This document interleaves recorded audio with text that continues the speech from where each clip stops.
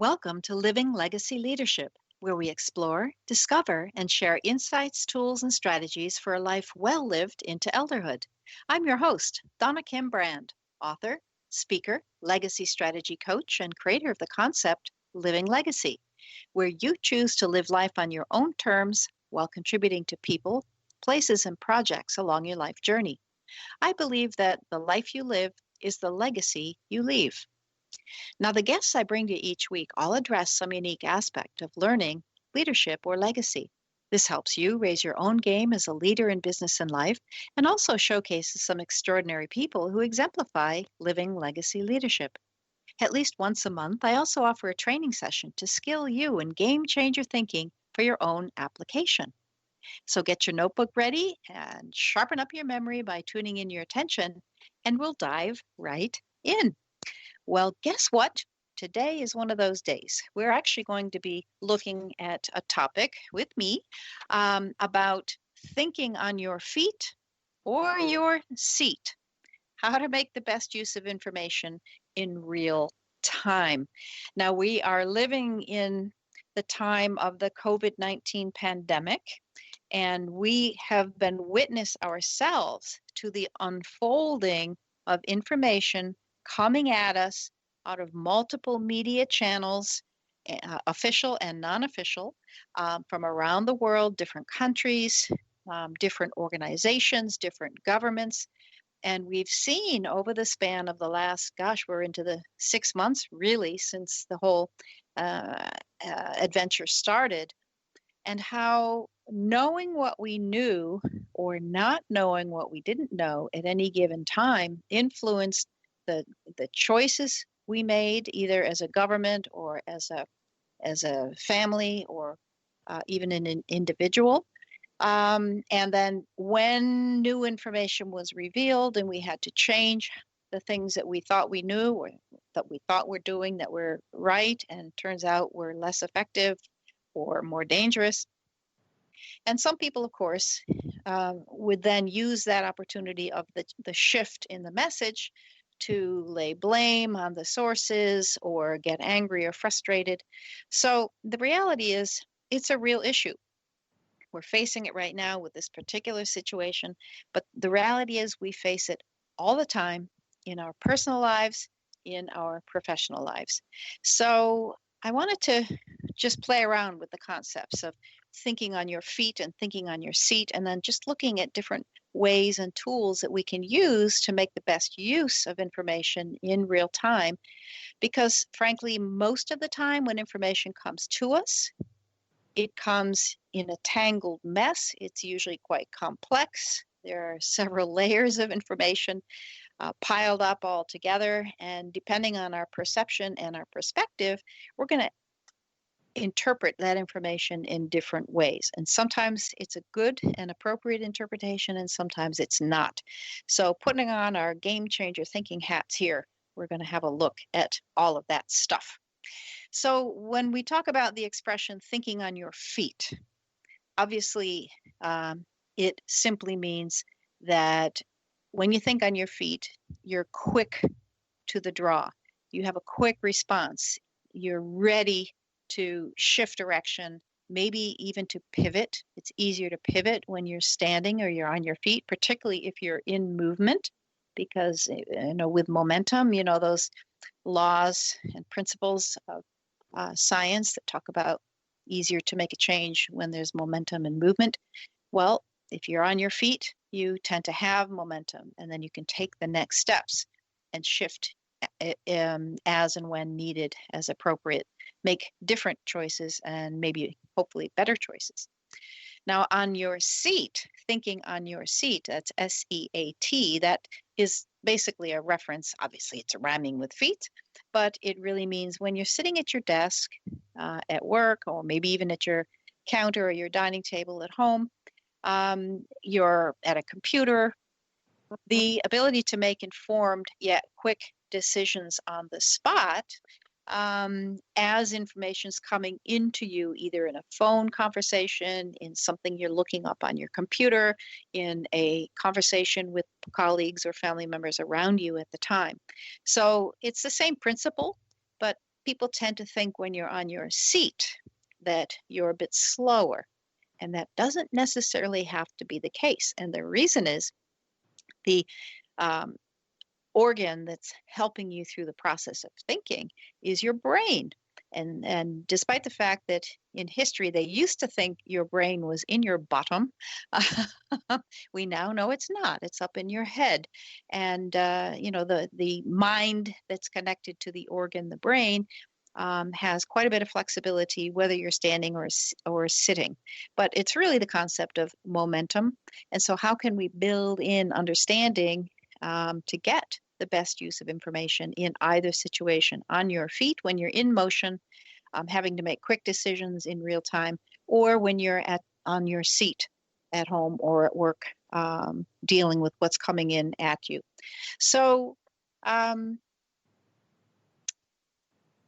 a sense, if we think about information, when it comes to us, how does information get from outside of us, whether it's coming in from a podcast, a television broadcast, a conversation with a colleague or a family member, a telephone conversation, reading a magazine or a newspaper or a report. How does all that information enter into our brain and our mind? Well, the reality is, and we've talked about this before on other shows, it comes in through our 5 physical senses, at least, at a minimum. So, of course, a lot of when you're talking about information, depending on what kind of information it is, we most often either see that information in written form or we hear the information in audio form. Of course, some information, depending on what we're learning about or inputting, comes in through encounters or touch. And then, of course, there are the senses of taste and smell, which basically have more weight when you're talking about things like food or perfumes or essential oils, plants and flowers, whatever it is you would be tasting and smelling as information. But it's all a matter of the 5 senses. Now, we also have what we call the 6th sense, which is referred to as intuition. And as I like to say, the word intuition to me means you are in tuition, meaning you are in tutelage. You are being taught by some methods that we don't even really understand through some other kind of sensing of the energetic vibration or whatever it is that intuition actually represents. So, I've referred to the pandemic as how, as an example of what's really happening and how information unfolds over time and then requires us to shift and change how we react or respond to it.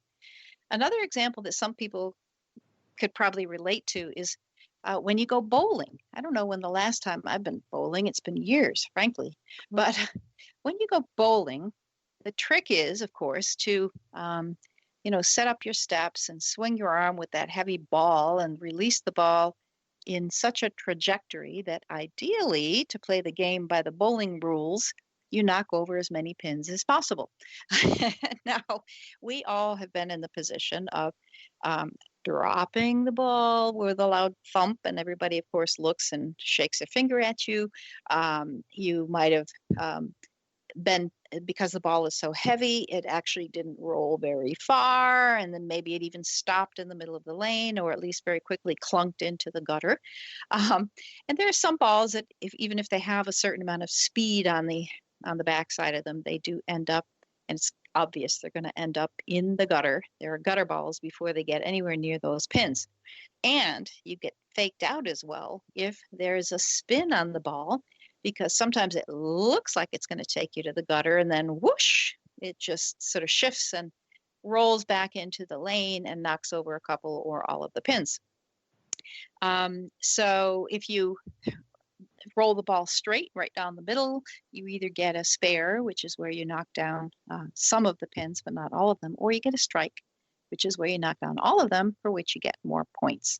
So I think it's kind of fun and funny to watch people bowling, and I certainly have done it myself, is when you release the ball or someone releases a ball, regardless of where it's going, people kind of lean and try to force through their own body movement as the ball rolls down the lane, try to influence or get the ball to move in the direction they want in order to get more points.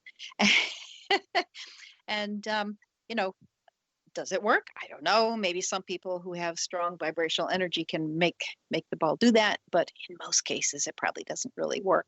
But we have this idea and we just feel this urge to want to tilt the ball or make it go the direction we want it. And so the reality is that's kind of what we do with information as well that comes in through the media. Now, I have had the chance to work with a number of thought leaders over the years. In fact, if you check our archives, a couple of weeks ago, we just had a wonderful chat with Arun Gandhi, who is the grandson of Mahatma Gandhi.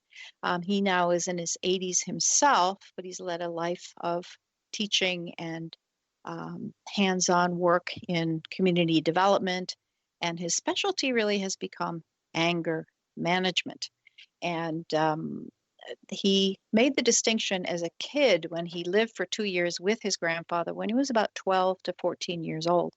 And Arun tells the story of his grandfather, who himself told stories to him, had him make a chart on the wall of his bedroom where he would write down any time he had even a thought of being angry with himself or with anyone else. And he eventually referred to these as passive anger situations. And then, of course, the other side of the chart was active anger, where he would lash out or strike somebody or say something mean that was an active act of anger. And what Arun came to understand is that even passive anger, even thoughts of anger or meanness or bullying, which he'd been at the receiving end as a kid, when he did it himself, it just showed up as anger. So he learned through this exercise of concentration and distinction how to separate out what became information inputs so that he could change his outputs. So that he could respond as he matured and understood more and experienced more how to shift from being an angry young man, frankly, passively and snarky and subtly, he thought it was even better to be actively angry because you'd get it out of yourself and then move on. But eventually he preferred even to reduce that as well. And now Arun is doing quite a bit of work in prisons where he teaches prisoners about this active and passive anger. So we're looking at different tools and approaches of how to handle information in real time so that we can respond to it appropriately. And, there are other tools that I've taught you over the years and will continue to teach. For example, Tony Buzan, who came up with the concept of mind mapping.